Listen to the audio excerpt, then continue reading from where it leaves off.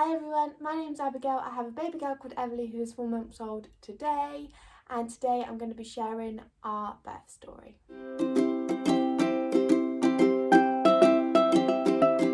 So quickly, just before I actually get onto the story itself, I just want to say that my birth experience wasn't actually as positive as I would have liked, and it was quite a negative experience for both me and Everly's dad. However, I'm not going to be adding that in today. The experience was negative because of the hospital's part, not because of anything to do with the actual labour and delivery. So just in case anyone's pregnant and watching this video, I'm just going to be talking about the labour and delivery itself rather than how we felt the experience went. So I had a pretty straightforward pregnancy. I was low risk until about 27 weeks when I had a positive fetal fibronectin test. If you don't know what that is, it's just a test to check if your waters have broken. I actually went into hospital with some pelvic pain. I got tested when I was there for the fetal fibronectin and that actually came back positive. So I had to have a hospital stay and Everly had to have steroids just in case that she came early, but everything was fine. She went completely full term and was actually born 2 days after her due date. So I'm going to start on my due date, which was the 21st of October. On this day, I went for a stretch and sweep at 9:30 in the morning. I really didn't want to be induced, so I was practically begging my midwife for a stretch and sweep from about 37 weeks. I did actually practice hypnobirthing, which I'm going to go into talk about a little bit, which really helped me during my labour. When I had the stretch and sweep done, my midwife said that I was already 2 to 3 centimetres dilated, which was amazing. So that had me hoping that Everly would come soon. After we had the stretch and sweep, I went home, done all the natural remedies that people suggest to go into labour naturally, but nothing really progressed or anything happened that day. I was kind of getting quite bad back pain towards the end of my pregnancy and Braxton Hicks throughout my 3rd trimester, so nothing really unusual happened after I'd had the stretch and sweep. On the 22nd of October, so the next day, Everly's dad, he was actually working quite far away and it was making me quite nervous in case I went into labour and had a super speedy labour and he wouldn't get home in time. So I actually texted him on the morning of the 22nd of October and said I was having some belly pains, but they weren't that bad, so for him not to worry, not to come home from work or anything. And looking back now, that was probably the start of things happening, but at the time I didn't want to get my hopes up, so I didn't really think it was anything. That night I went on a really long walk with the dog. I scrubbed the house from top to bottom, and then I went to our dance class. So if you don't know, I'm a Highland dance teacher, so I actually went there and danced with some of my dancers to try and encourage my body to go into labour. At dancing, while I was teaching, I actually started to feel some discomfort and some stomach pain.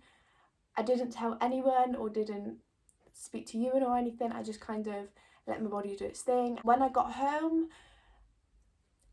I was still having quite discomfort, but it wasn't very severe. Dancing finished at 7:30. This was on the Thursday, and by the time I'd got home, I had something to eat and I went in the shower.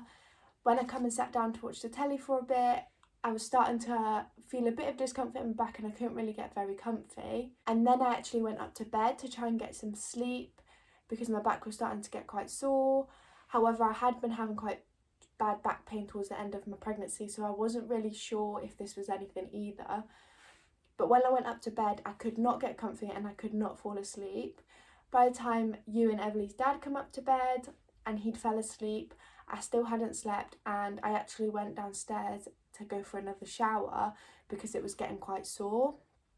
And then I actually washed my hair and dried my hair because I had kind of an inkling that this probably was going to be something, and I wanted to make sure that my hair was washed because I didn't know when the next time that would be was. So I washed my hair and had a shave and painted my nails at like 11-12 o'clock at night and tried really hard to get a little bit of sleep just in case this was me going into labour, which it was. I still couldn't get very comfy or fall asleep, so I actually went downstairs and made a Nutella wrap, which I didn't actually eat. For some reason that's what I wanted when I was pregnant. It was a good idea to maybe try and eat something. And then I started timing the discomfort and the kind of waves and surges, and by 1:30 a.m. I had to go and wake Ewan and say that this is getting quite intense and that he should probably wake up now and maybe we should call the hospital. So we rang the hospital and they said just to come in, just because it's my first baby and I was actually 2 to 3 centimetres dilated on the Wednesday, so this was now 3 o'clock on Friday morning. So we went into the hospital and I got monitored for an hour just to see if I was having regular contractions. Towards the end of that hour I actually got examined to see how much dilated I was, and luckily for us both I was 4 centimetres dilated and we could stay into the hospital, we didn't have to go home. I actually thought my waters had broken when we were at home, but when I went into hospital they did a little test and said that it was probably my top waters, because the test come back negative as to my waters was broke, but that's for the bottom waters, so it wasn't my waters yet. 4 a.m. I was 4 centimetres dilated and we were admitted into the hospital and went to the delivery suite and we actually got a room. I did ask for a birthing pool, but unfortunately at that time there wasn't one available. So we went into the room. Ewan tried to get some more sleep because we didn't know how long I was going to be in labour for, and I just bounced on the ball and started my hypnobirthing techniques and started listening to music. So for those of you who don't know, the midwife teams and the way they assess you a midwife now has actually changed during COVID. So essentially you're in a team when you have a community midwife throughout your pregnancy. Someone from that team is on call all of the time, so obviously it changes who's on call all of the time, in hope that when you go into labour it will be either your midwife who actually comes and delivers the baby, or it's someone you are familiar with, someone who you've probably seen around the doctor's surgery. So they actually rang the midwife who was on call, and it wasn't my midwife or somebody that I knew, but when she got there everything was fine, and she actually brought a student midwife with her, which I said was fine, and she read through my birthing plan. So she actually examined me again just to make sure that I was 4 centimetres dilated still, which I was, so that was not long after I'd been examined first. And she just kind of asked me what my preferences were, and then just left me to let labour naturally. I then rotated, bouncing on the ball, being on all fours on the bed and kind of walking around, trying to stay mobile, although I was absolutely exhausted because I hadn't slept. I was just trying to stay mobile to help my labour progress and help my body kind of do its thing. 8:30 a.m. I got examined again, so this was about 3.5 to 4 hours after the last time I was examined, and I was 6 centimetres dilated. So I'd progressed 2 centimetres, but I'd hoped that I'd probably progress more because the contractions were starting to get a bit more severe. However, my bottom waters still hadn't broken, so the midwife actually asked at that point if it would be okay to break my waters just to try and get my labour to progress a bit more quickly, and I still hadn't had any pain relief. So I agreed to having my waters broken. That was at 8:30 a.m. From 8:30 until 12 minutes past 2 when Everly was born, I don't actually remember the timings or have the timings for anything in between here, because this part of my labour was extremely intense and a bit of a whirlwind, and I can't really remember a lot. So I actually progressed after my waters were broken quite quickly and went to 8 centimetres quite quickly and was in a lot of pain when I got to 8 centimetres. So I did ask for some gas and air, which I got, which did help for a little bit. However, it did make me quite sick, which apparently is quite common, and especially because I hadn't ate or slept. I then progressed from 8 centimetres to 9.5 centimetres, and from 9.5 centimetres I actually didn't progress anymore.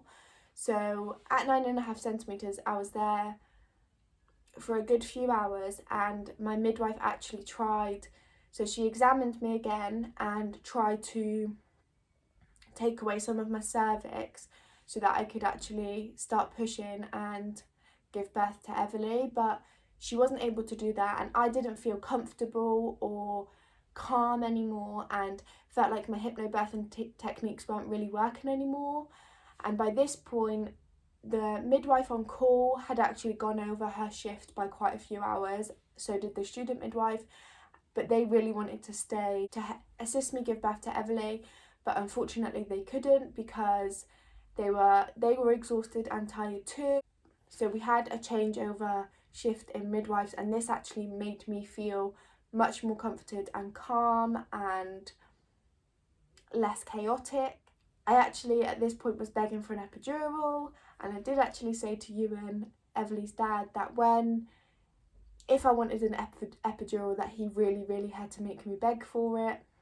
I said this previously to going into labour because I really didn't want one, so I did ask him to make me beg for it if I really wanted one. So I was actually asking for the epidural, but the midwife said it was way too late to have one and it would affect Everly. So I did, although she would give me one if I really wanted one, but I actually declined and begged for her to go and check if there was another birthing pool room available, or if there was somewhere with a shower that I could use as pain relief, maybe bring me a bit more comfort and help me dilate that last little bit so I could give birth to Everly, because I was no longer using the gas and air. So she went and checked if there was a birthing pool available, and luckily there was. So at 9.5 centimetres, I walked down the corridor while having back-to-back contractions to go to a birthing pool room, and literally the minute the birthing pool was on, I'd stripped down, I was in the birthing pool, and that bit of my cervix come away, and the midwife had actually only just stopped running the birthing pool and had nipped out the room for a second, and I was already pushing. So I felt like that water really helped my body relax, and it was like something had come over me and my body, and just like made me feel calm and relaxed, and it was really comforting. However, at this point, because the midwife had left the room, on top of the birthing pool there's like an emergency string that you pull, that the midwife pulls if there's an emergency, and because there wasn't a midwife in the room and didn't want to help me give birth to Everly, he kind of freaked out and pulled the thing, and about 20 midwives and doctors ran in, but they said everything was fine and that my body was doing what it was supposed to do. So everyone left but my midwife, and literally within 3 pushes Everly was out, and she was born at 12 minutes past 2 on the 23rd of October 2020 in the birthing pool. Ewan actually cut the cord for Everly while we were in the pool. I did want to do optimal cord clamping, so that's when you leave the cord attached to both mother and baby until the cord is completely gone limp and white and there's no blood through it. But I was so exhausted and I just wanted out the pool, so we did do quite a few minutes of delayed cord clamping instead, just to make sure Everly could get enough blood and nutrients through my cord. And then Ewan cut it and we tied it with a cord tie, which my midwife was really lovely about. Although she hadn't done one before, she was completely fine with giving it a go. And within half an hour of having Everly, I breastfed her for the first time. Throughout my labour and delivery with Everly, I did use hypnobirthing. However, I didn't actually do a full hypnobirthing course when I was pregnant. Because everything going on, I couldn't actually find a face-to-face course, and I didn't really want to pay a lot of money to do one online. I really wish I did, because there was a lot of times during my labour that I felt like I'd lost complete control over myself, and I do think that's because I didn't really do the course properly. However, I did read the hypnobirthing book by the Positive Birth Company, which was so helpful. I then went on to pass that book on to someone else that I know who was pregnant at the time, at the same time as me. That's a quick brief overview of my labour and delivery story with Everly. Like I said, I did leave out some pretty big details, but that's just because they're not so positive and they did make my whole experience feel quite negative. I don't really want to add that in because it is quite personal, and like I said, I don't want anyone who's pregnant to watch a birthing story and feel scared and not empowered by it. But if that is a video that, if that is something that you would like me to talk about, I will do a completely separate video about that in the future. Thank you so much for watching this video. I will link my Instagram down below. Thank you so much for watching. Please like and subscribe, and I'll see you again soon.